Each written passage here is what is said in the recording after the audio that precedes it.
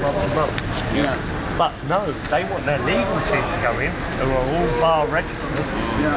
And Oh, sorry, apologies there. still, what is going on at the moment? The General Assembly want to have little meetings with the Corporation of London and bring in a new monetary system and Robin Hood tax. I don't want to bring in Robin Hood tax. That's more tax, more rules, more of our liberties taken from us, and a new monetary system of more control. I'm not up to that myself. I think no. If we're trying to be free from that system of control,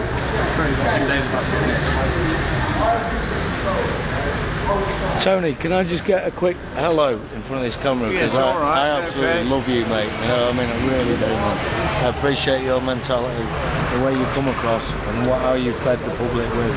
We need to form our own, a new party that's formed by the people. You know what I mean? And that's just What we need is a idea. campaign for justice, and of course parties that concentrate on getting elected, so you've got to have a movement really. Yeah, I picked that up in your programme that I saw on telly when you said about we need to do something and this is how to do it. It was like, that's a voice out of the very dark blue sea. You know what I mean? It's up like an air bubble. But how did you hear about the occupation of Wall Street? Through the media. I learned Are you in contact with them at all? Well, there's people within the camp that are in contact with them, but I'm afraid that we think that this camp has been infiltrated by people because the money that's been taken has been slightly spent. They're not being transparent about what money's been taken, what's in the banks, and the fact that the people that are taking care of the money side of things on the camp through all the charity, they've gone off to America. Like 3 of them have gone to America from this camp and not even told anybody that they're spending that money to go over to America to occupy Wall Street and things like that. So I think we're kind of being infiltrated a bit with the police. There has been provocateurs that have come and stirred up trouble and stuff like that. But there is a group of people here that are still standing their ground, making sure that it's real people. Trying to keep. How did you decide who amongst you will come to this? As in, for my, well, I'm one person that's come on my own from a tiny village up north called Tal-Law, and I've just felt it like it's a magnet. I need to be here. I need to see this happening. So I've had to jack my job in, because it's something that you're only going to see once in a lifetime. And either it's going to work or it isn't, Tony. You know what I mean? Well, it'll have a big influence on people thinking. That's what it'll do. I mean, you're really teachers. Yeah, hopefully for the next generation to pick up on what he's trying to present. I mean, it's like for yourself, you've taught me to stand up a little bit by what speeches you've given in the past. And hopefully that will carry through in my generation and will carry to the next again. Tony Benn. And not give up the perfect society that we're all looking for and can be achieved. We just need the right people in place to make it happen properly. We don't need to destroy How are you going to survive when the police try and turn you away from the street?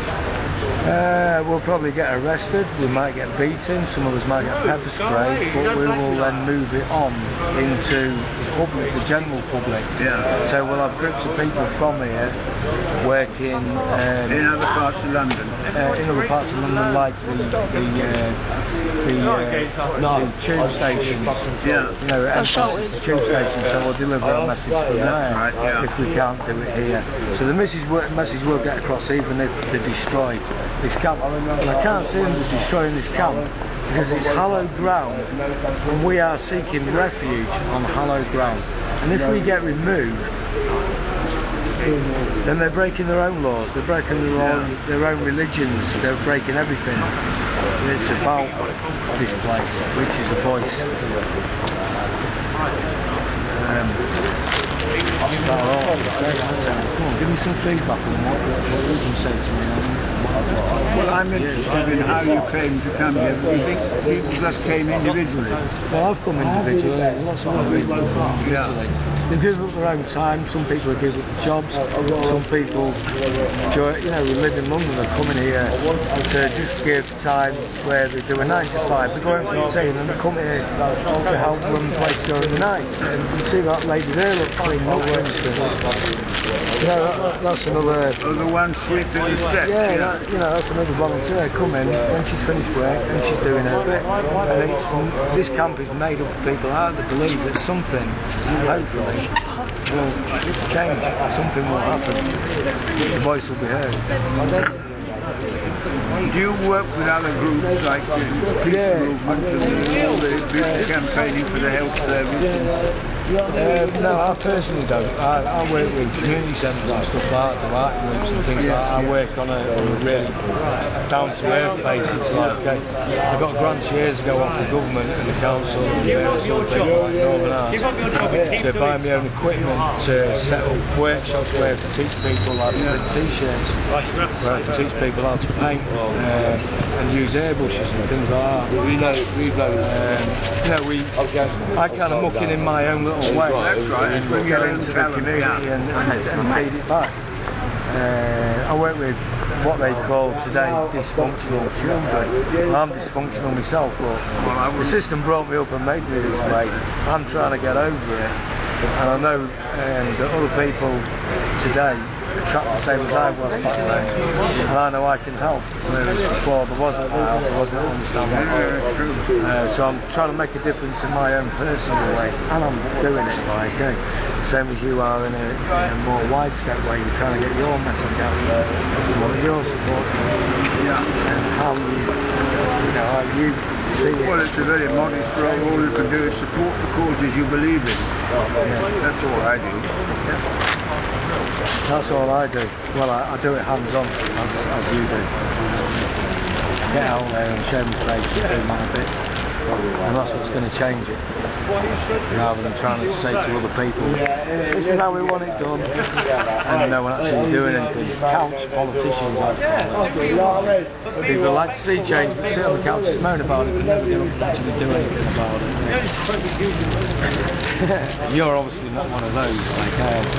I remember when I was 16, 17, man, and you and he was all there fighting for and all that kind of stuff.